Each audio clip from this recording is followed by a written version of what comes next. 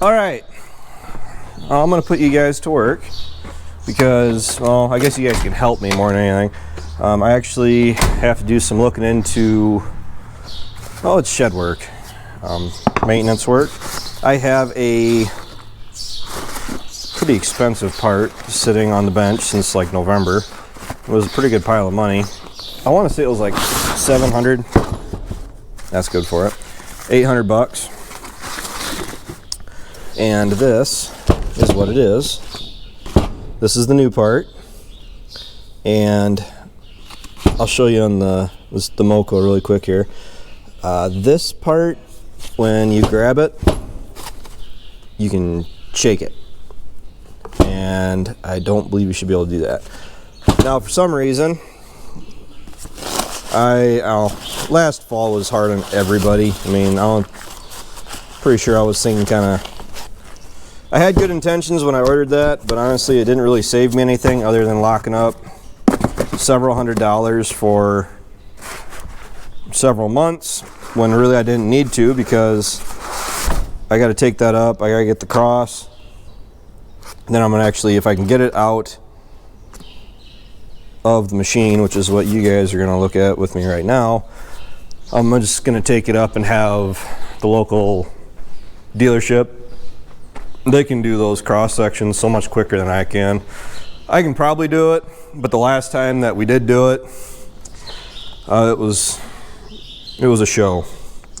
So, as you can tell, we do like to go through and grease everything pretty well. I mean, this section in here, I mean, we do grease it. I want to go through, we got to check all the oils, and I got to get it running so I can run the cutter bar to get the oil warmed up so I can change oil out of that, change the oil in that, and pretty much get this thing gone through and ready to go, because the crops are really growing.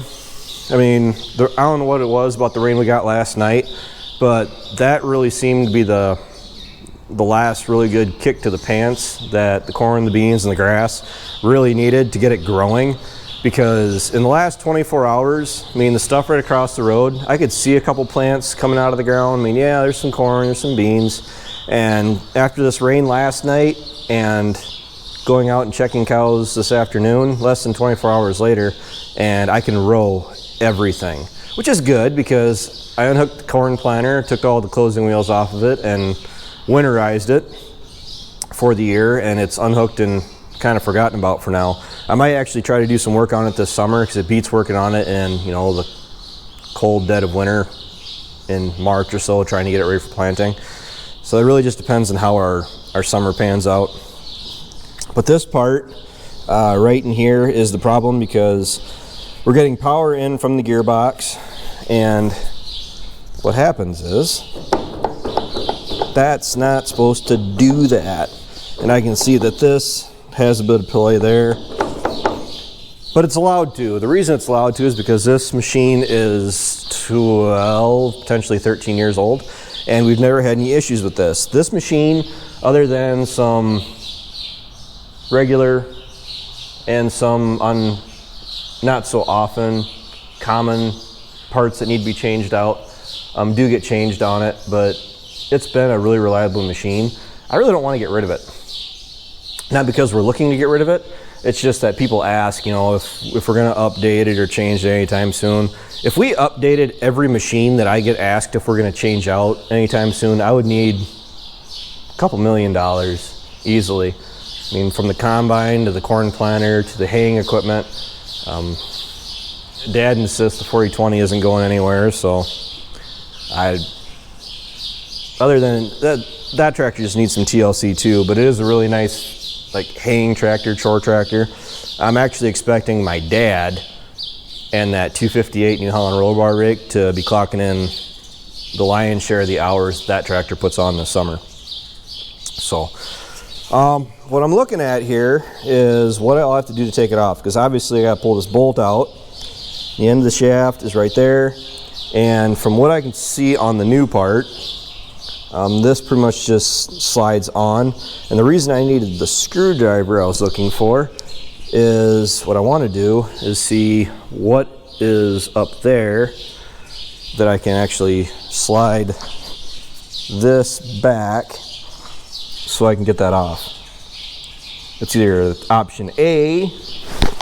Option B is a little bit more aggressive, which I would rather not do. But option B is pulling off all of this and moving that ahead, and I really don't think I should have to do that. So let's climb up. I got somebody coming too, so I guess I better talk quick. Just look up here real quick.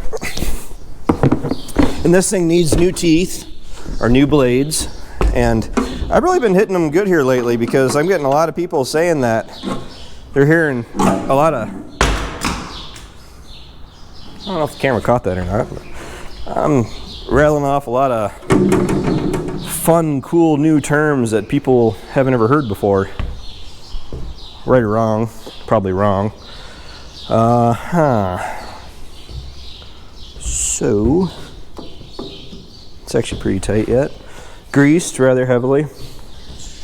I mean, we do go through and grease all this stuff pretty religiously because I don't like breakdowns. I mean, who actually says that at the end of the day, you know what, I wouldn't mind being broke down for the day? I mean, why not? I didn't need to make that hay, right? So, another bolt. More grease. Not really sure. Because bearing.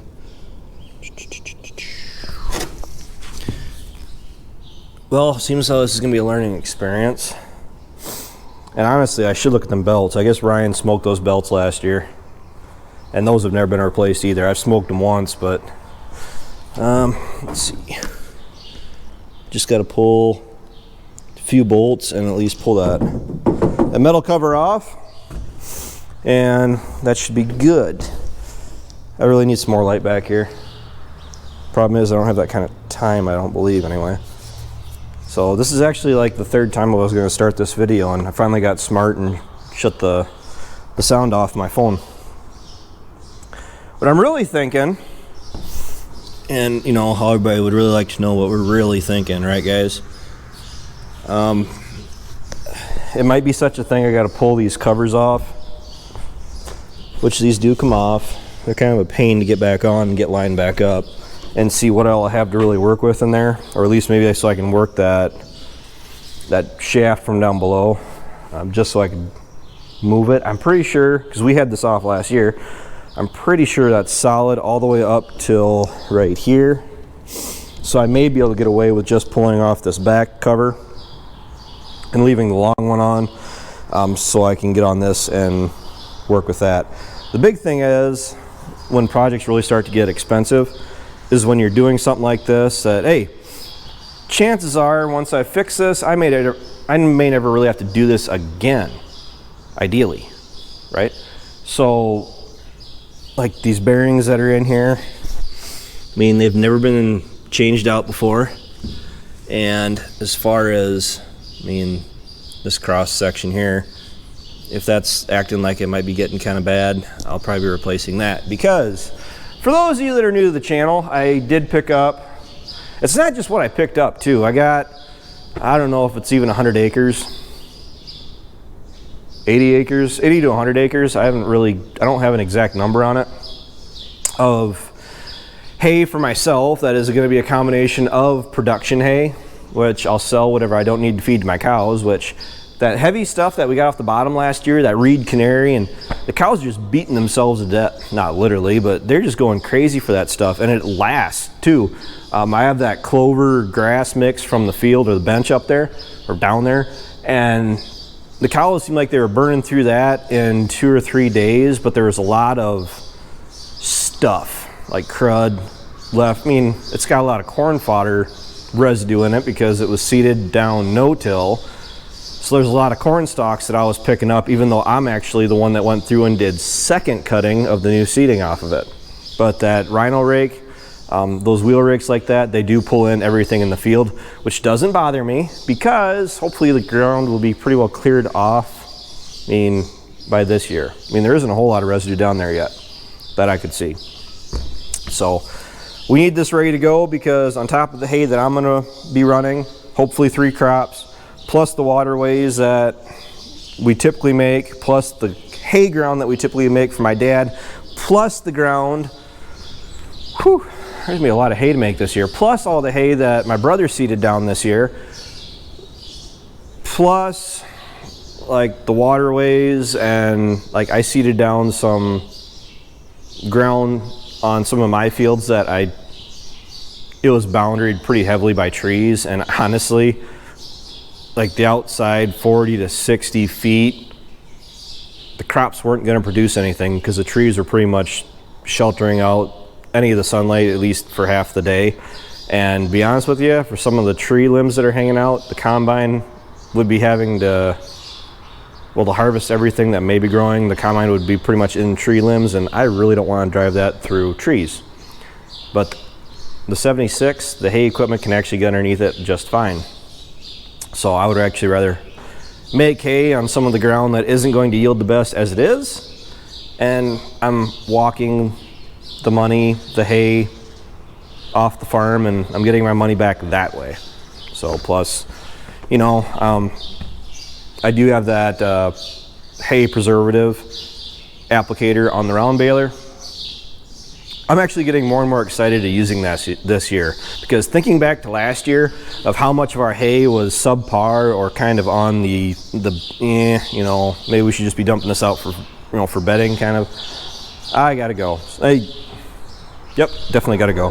Thanks for watching. Thanks for tuning in. Take care. Take it easy. Keep in touch. I'll talk to you guys later.